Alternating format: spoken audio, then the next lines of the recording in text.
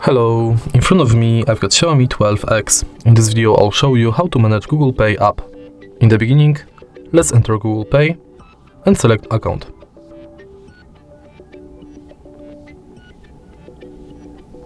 Tap Get Started. And as you can see, this is the homepage of Google Pay. From here you can add payment method and different types of cards. If you go here, you got access to all of your payment methods. You can check full list of participating banks.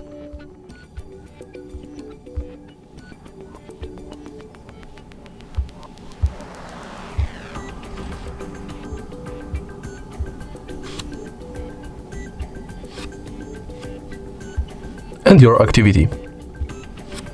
Then we can go to settings, and in settings you can enable or disable email updates, Gmail imports, personalization within Google Pay, purchase notifications, updates about your passes, offers and tips, and you can edit your account info.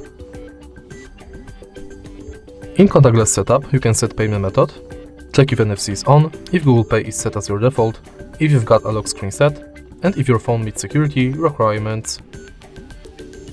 Then we've got help and support, send feedback, and access to our Google accounts.